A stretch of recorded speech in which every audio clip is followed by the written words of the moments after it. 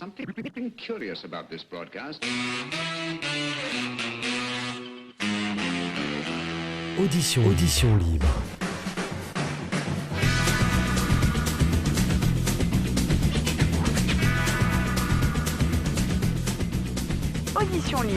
Audition libre, l'émission des arts de la scène avec le magazine Le Brigadier.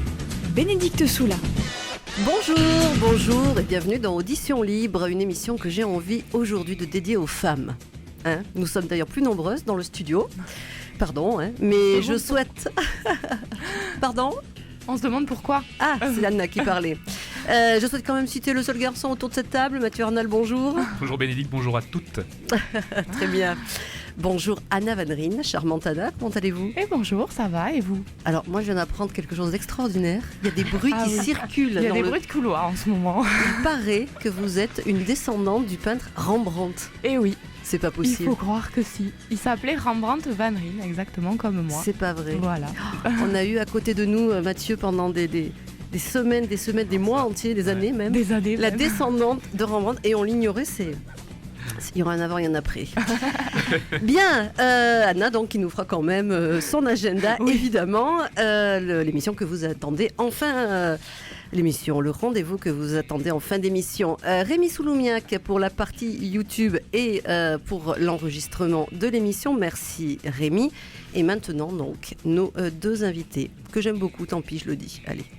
L'une est, entre autres choses, autrice et metteuse en scène. L'autre est comédienne, professeure et metteuse en scène. Ensemble, elles viennent nous parler de l'usine Job, une épopée ouvrière qui se joue vendredi 6 mars à l'espace Roguet, écrite par la première, cristallisée au plateau par la seconde, portée seulement par des femmes, et elles nous expliqueront pourquoi. Merci d'accueillir Sarah Freinet et Anne Bourgès. Bonjour. Bonjour, alors Sarah et Anne, vous êtes déjà venues toutes les deux au moins une fois, donc vous connaissez le mantra, là, le sésame. Qu'est-ce que je vais vous dire ? Vous êtes en audition libre. C'est ça, vous comparaissez en audition libre.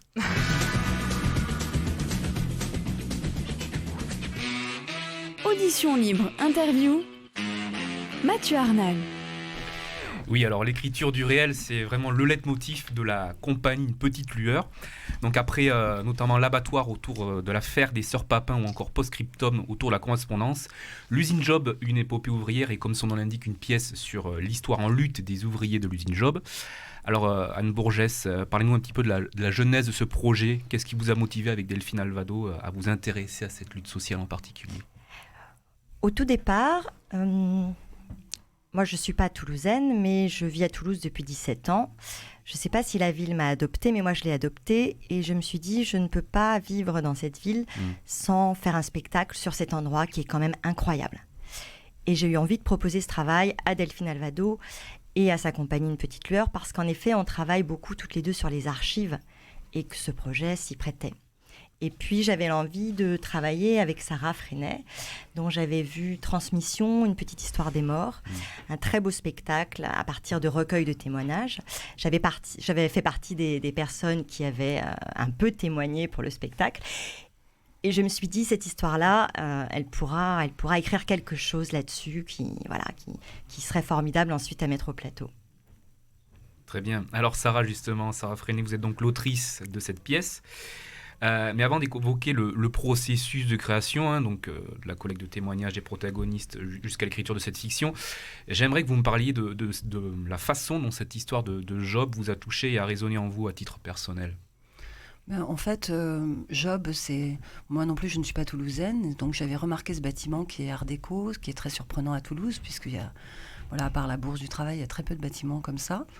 Donc c'est un bâtiment que je connaissais par la beauté de son architecture. Et moi, je pensais au papier à cigarette, étant une grande fumeuse. Voilà, donc c'était à peu près tout ce que je savais là-dessus. Et en fait, Anne est venue me voir en me disant, mais ça parle du papier. C'est une ancienne papeterie et il faisait du très beau papier. Est-ce que ça t'intéresserait de travailler là-dessus ? Donc en compagnie des Barbares, nous on travaille beaucoup sur le papier. Krienko, c'est un spectacle qui est entièrement fait avec du papier, des livres qu'on déchire en direct. Enfin, j'ai beaucoup travaillé sur le papier, sur le fait que le livre va disparaître et que Voilà, que j'en ai fait un objet plutôt de scénographie. Et voilà, ça m'intéressait de travailler sur une papeterie, en tout cas. Voilà, cette histoire-là.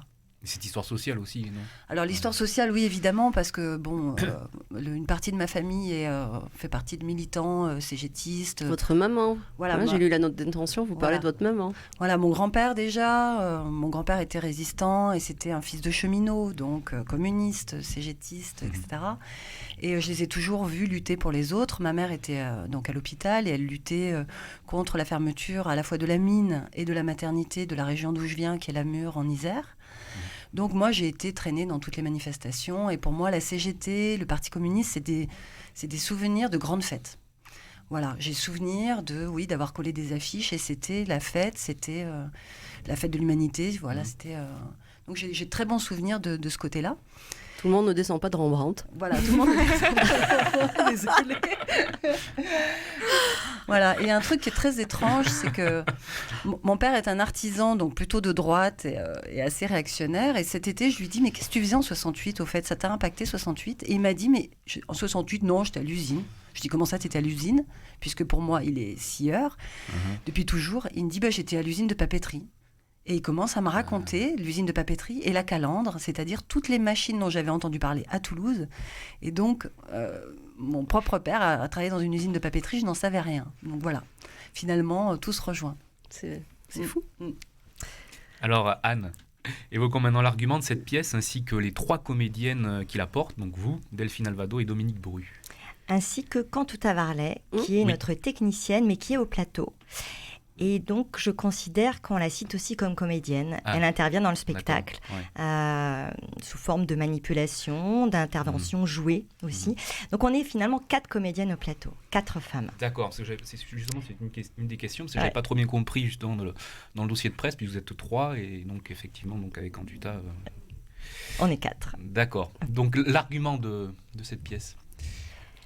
On a choisi de raconter cette histoire qui est plutôt une histoire d'homme, de la faire raconter par des femmes. Il y a eu des femmes dans l'histoire, mais elles étaient malgré tout minoritaires.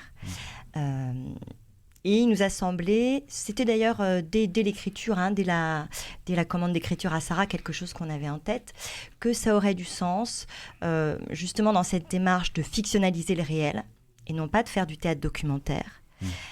De faire interpréter tous ces hommes, des gars virils qui trimballent des grosses bobines de papier très lourdes, qui se donnent des grosses claques dans le dos, qui fument des clopes même quand un bras a été compressé par une machine, par des femmes. A priori, pas toutes des géantes hyper baraquées. Et que tout ça aurait un sens, justement, dans une mise à distance. Fabriquer une fiction avec une histoire qui est très proche de nous, récente, locale. On fait avec ça, malgré tout, du théâtre, un récit, une réécriture au plateau, au-delà du travail d'écriture qui a été fait par Sarah, qui est déjà une réinvention des témoignages. Donc c'est mettre une deuxième strate sur cette fabrication d'un univers dans lequel on injecte de l'onirisme, de la fantaisie, notre monde à nous. Au-delà de la distanciation dont vous parlez, est-ce qu'il n'y avait pas une envie aussi de replacer les femmes dans l'histoire? Et bien sûr. D'où elles ont souvent été évacuées, on va dire. Bien sûr, et c'est aussi en effet donner la parole aux femmes et dire elles sont parfaitement bien placées pour raconter aussi ces histoires-là. Elles y étaient. Bien sûr, elles y étaient aussi. Ouais. Il y a autre chose aussi sur l'histoire des femmes. C'est vrai que quand elles m'ont fait cette commande, elles m'ont dit « Nous, on voudrait parler des femmes ouvrières, des femmes papetières, etc. » Et plus j'interviewais les gens, plus je rencontrais des hommes. Et les femmes, la plupart des femmes que j'ai eu au téléphone n'ont pas souhaité témoigner. C'était, elles ne se sentaient pas légitimes, c'était compliqué, c'était souvent des femmes ouvrières. La seule qui a témoigné, donc, c'est Maïté, qui était une administratrice et une gestionnaire, qui, elle, a bien voulu témoigner pour les archives de la ville de Toulouse, sur lesquelles j'ai beaucoup bossé. Mais effectivement, plus je travaillais, plus je rencontrais des hommes. Mais ce qui était assez intéressant, c'est leur façon de voir la machine aussi. parce que la façon de voir et les ouvrières et la machine, ils étaient très fiers des ouvrières de Job, ils étaient très fiers de leur beauté, du fait qu'elles soient sexy tout en travaillant. Et donc, il y avait une ambiance un peu de séduction à Job. Et la façon dont ils parlaient des machines, c'était comme si c'était leur compagne aussi. Donc, il y a quelque chose d'un rapport très sensuel dans à la fois le papier, mais aussi la calandre, qui est une machine qui peut vous arracher le bras, mais aussi vous donner beaucoup de bonheur. Voilà.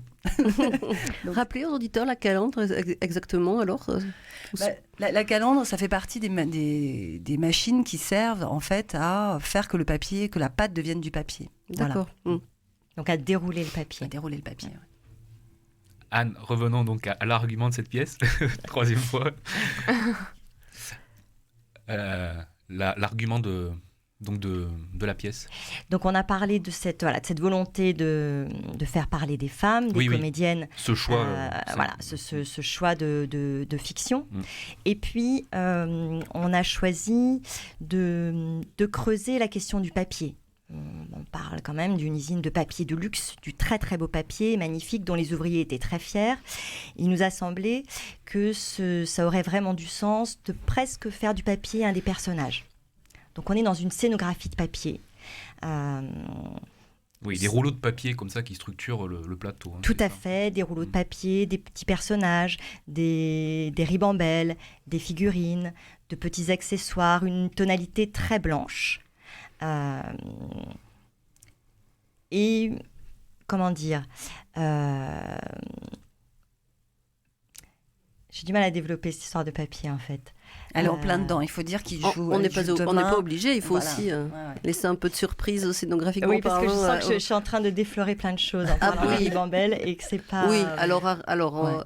L'argument de la pièce n'est pas tout à fait ce que vous allez voir sur le plateau, puisque c'est une pièce et puis une adaptation. C'est là où voilà ce que disait, on a mis des couches de papier. L'argument de la pièce, c'est comment une lutte ouvrière, comment une usine qui devait fermer, ne ferme pas pour devenir finalement un bâtiment de culture. Et en fait, c'est vraiment l'histoire aussi de toute la question ouvrière, c'est-à-dire qu'à chaque fois... Et de la solidarité de cette classe ouvrière. Voilà, mais à chaque fois, c'est la même histoire, c'est-à-dire que vous êtes racheté, on vous dit vous coûtez trop cher, alors tout le monde fait des efforts, les gens rognent sur leur salaire, font des heures supplémentaires, et puis ça ne marche quand même pas.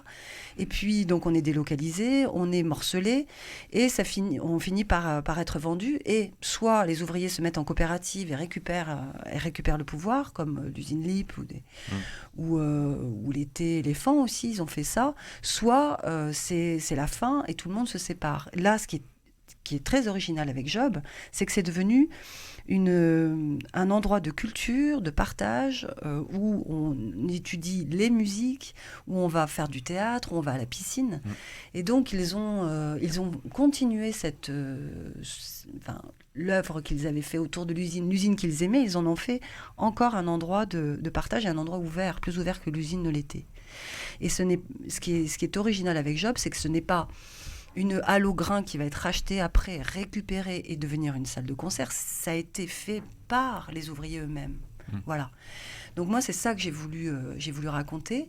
Et j'ai voulu raconter comment les patrons ils jouaient. Et en fait... oui, parce que c'est une histoire aussi de multiples rachats. Donc vous parlez de Bolloré, de Schöffelen qui était le repreneur allemand, etc. Voilà, c'est une histoire de multiples rachats. Et moi, j'en ai fait du Monopoly. Et en fait, toute la pièce est rythmée par des séquences qui sont des gimmicks où les patrons jouent au Monopoly. Voilà. Donc ça commence par Rothschild, Bolloré, etc. Et puis après, il y a Schöffelen. Manu, si tu nous regardes, Rothschild. Voilà. Et tout le monde... Ils sont passés par la casse prison ou pas? Alors, voilà, non, parce qu'il a toujours la carte. Ils ont toujours la carte d'immunité, c'est ça. Ils ont toujours la carte d'immunité, ils ne payent pas les factures de la caisse de communauté. Voilà. Donc j'en ai fait des sales gosses qui jouent au Monopoly en essayant de me mettre à leur place. Ouais. Si j'étais Bolloré, si j'étais née dans cette famille où effectivement mes parents dînaient avec Rothschild, est-ce que tout ça m'impacterait plus qu'une partie de Monopoly? Voilà, j'ai essayé aussi, je fais pas du théâtre militant, j'essaie de faire du théâtre politique au sens où ça dialogue, voilà, où les ouvriers sont pas forcément les bons, les gentils, il y a aussi... Il y a eu aussi des exagérations, voilà. Mais voilà, l'idée c'était de montrer ce que les acteurs de Job avaient à dire, et puis les patrons, ils jouent au Monopoly. Voilà. Au niveau du texte, c'est dialogué, c'était un texte de théâtre dès le départ. C'est un texte de théâtre dès le départ. Donc les trois femmes jouent un rôle précis. Non. Non, c'est bien ce qui me semble. Voilà, je le justement. sentais, c'est pour ça que je posais la Non, question. Justement, une grande partie du travail de mise en scène, ça a été de découper ces témoignages. Et il y a plus de personnages que de Que comédiennes. de comédienne, d'accord. Donc voilà, Et le même personnage peut être raconté par Alors différentes... on a fait un choix par rapport à ça. Chaque personnage ouvrier est interprété par une comédienne. D'accord. On en joue chacune plusieurs. En revanche, les vilains, les patrons, on les joue toutes. C'est ça. Ce sont des pantins, c'est ça. ils sont ridicules, on se moque d'eux, on en fait des caisses. Il y a vraiment 2 codes de jeu. Un burlesque vraiment revendiqué dans ses parties de Monopoly. Et là, une fois qu'on a la couronne Bolloré, on peut toutes prendre son petit accent un petit peu snob et puis raconter comme ça qu'il est très très gentil, alors qu'il est en train de faire quelque chose de monstrueux. Et en revanche, quand on interprète les ouvriers, on est dans un jeu beaucoup plus épuré. On n'est pas dans la composition de personnages, on en joue plusieurs chacune, mais on ne fabrique pas de voix différentes, ni d'accent, ni de... On transmet une parole avec notre corps, notre voix, et simplement un petit élément visuel dans le costume qui va permettre qu'on différencie tel ouvrier de tel autre. Mais je crois qu'on les traite avec un grand respect, et en revanche qu'il est très évident qu'on se moque ouvertement des patrons. Là, pour le coup, Là, c'est pas merci très patron. partisan. Là, c'est pas merci ouais, patron. c'est très partisan. Très bien, je On pense vous jettera pas la pierre. Bien. Je pense qu'on a fait à peu près le tour pour ne pas trop déflorer effectivement. Voilà, parce que je me rends compte que Rendez-vous je commence demain à soir donner des éléments qu'il ne faut pas donner. Rendez-vous Ouais. demain soir à 20h30 à l'espace Roguet. Oui. Ainsi que le 27 mars à l'espace Job, toujours à 20h30. Tout à fait. Et juste un petit remerciement à Bernard Magras qui est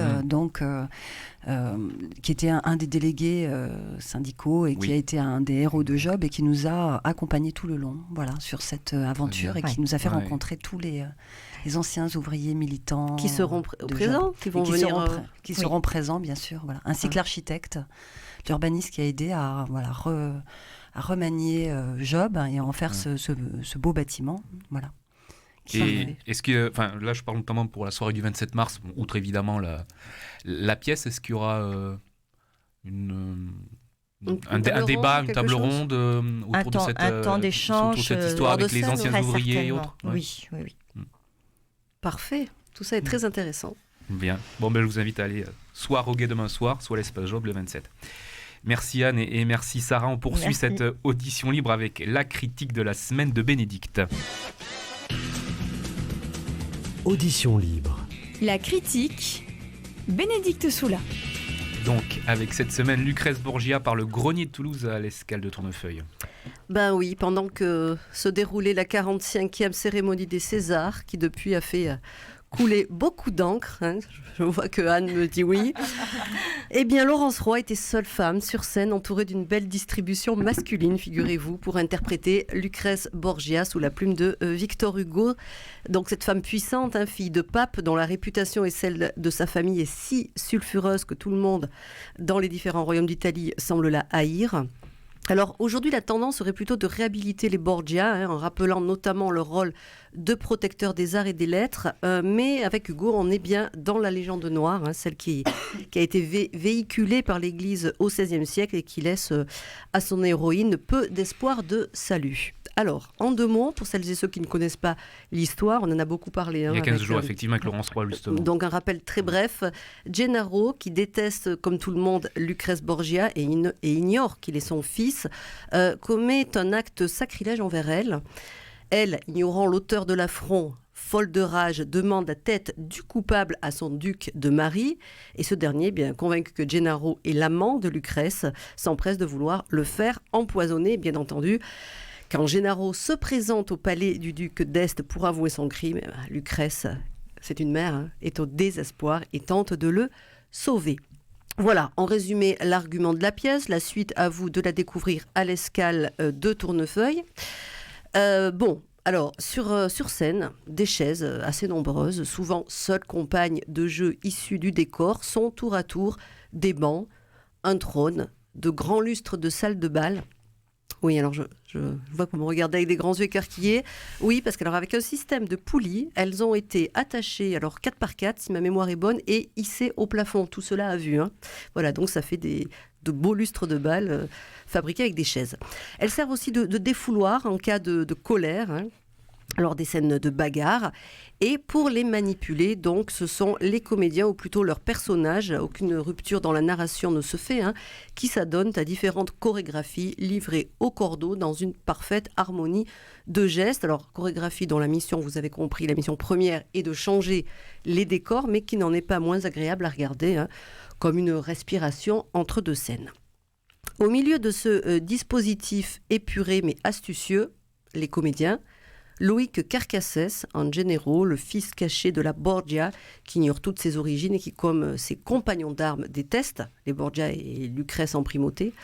Bon, je n'ai plus d'adjectif laudatif pour dire le bien que je pense. Il sait tout faire, vous connaissez, c'est énervant. J'aime beaucoup Loïc. Oh, fabuleux, ce comédien, aussi à l'aise dans la comédie que dans le drame.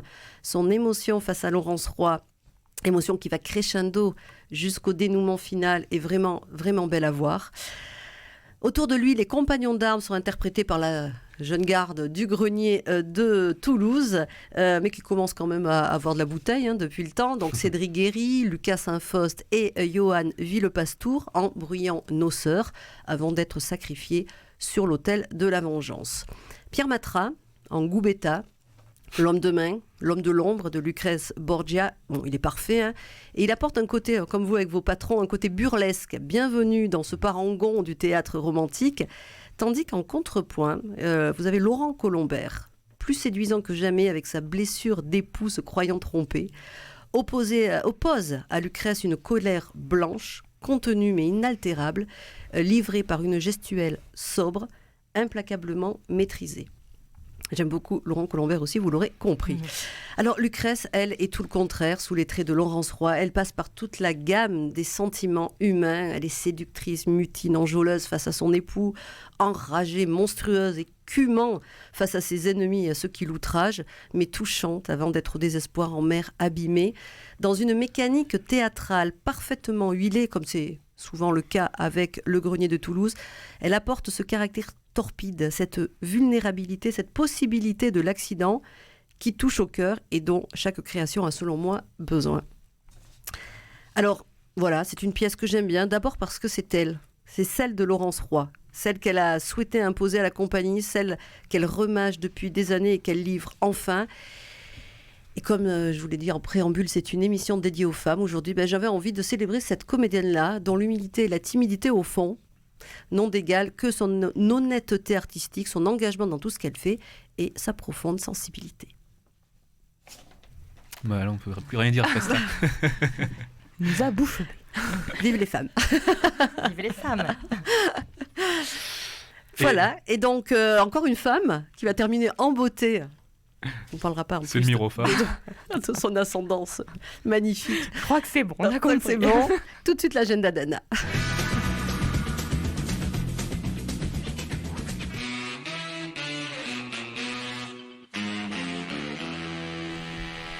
Alors, cette semaine, c'est du 100% théâtre. Je vous amène d'abord au Théâtre de la Cité pour la réadaptation de La Dame aux Camélias d'Alexandre Dumas fils.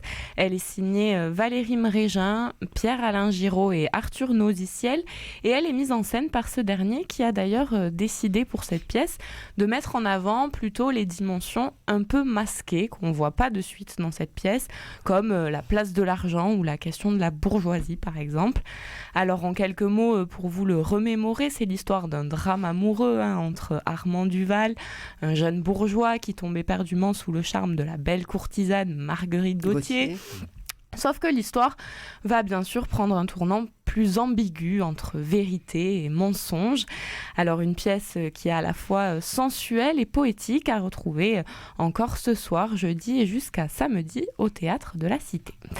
On continue au Théâtre Sorano avec des caravelles et des batailles, un petit peu de comique belge, mise en scène par Elena Doratiotto et Benoît Piré et écrit de manière collective. Alors les metteurs en scène ont été entre autres influencés par La Montagne Magique, un roman de Thomas Mann, et ils ont donc décidé de créer cette pièce avec beaucoup de ressemblances avec le livre et donc beaucoup de grâce et d'humour que vous allez vite voir. Alors il s'agit d'un conte réaliste, si on peut appeler ça comme ça, qui met en scène une espèce de communauté qui va sembler vouloir se mettre en retrait du monde pour pouvoir l'observer un peu d'un autre point de vue, mais tout ça bien sûr joué de manière extrêmement drôle. Alors si vous avez envie de vous fendre la poire autour d'un imaginaire un peu étrange, c'est l'occasion, mais par contre dépêchez-vous de prendre vos places car il ne reste que ce soir pour aller le voir. C'est au Théâtre Sorano et c'est à 20h. Je peux rajouter quelque chose, Anna ? Bien sûr. Alors, il y a une très belle critique de Sarah Hautesser que vous pouvez lire sur Cartel, un nouveau petit blog très sympathique, comme vous aussi, réalisé que par des femmes, et qui fait vraiment une très très belle critique du spectacle dont vous venez de parler, voilà. Au Sorano. Voilà. Donc avant d'y aller, si vous voulez voir la critique. Ou après. Ou après, c'est pareil. Alors, et finalement, on termine avec la nouvelle création du Théâtre du Grand Rond qui s'appelle Le Cadavre dans l'œil, présenté depuis mardi en coproduction avec la compagnie ACT. Alors, c'est un texte de Hakim Ba, mis en scène par Cédric Brossard et interprété par 3 artistes, un comédien, un danseur et un beatboxer. Alors, pour ce qui est du récit, c'est beaucoup moins drôle que ce dont je vous parlais précédemment. Il s'agit d'un coup de poing, vraiment un coup de poing, car la pièce nous plonge en plein cœur de toutes les atrocités du camp Boiro en Guinée, qui a vu mourir près de 50 000 personnes entre 1966 et 1984. Et pour raconter ce texte qui est quand même très lourd, les artistes vont beaucoup jouer sur la présence du corps avec des mouvements qui vont finalement presque pouvoir parler à leur place, mais aussi ils vont utiliser la musique et des sonorités qui sont poignante. Une représentation qui s'annonce donc plutôt émouvante, encore présentée jusqu'à samedi au Théâtre du Grand Rond à 21h. Eh bien, c'est parfait tout ça. Et voilà. Bon, et donc on rappelle l'actualité, demain, vendredi 6 mars, donc, pour... L'usine Job, une épopée ouvrière. Parfait, Mathieu. Exactement. À la semaine prochaine. À la semaine On a prochaine. toujours quand même besoin d'un homme, malgré tout. Oui. Pour les titres. Oui, c'est ça. Dans tous les sens du terme.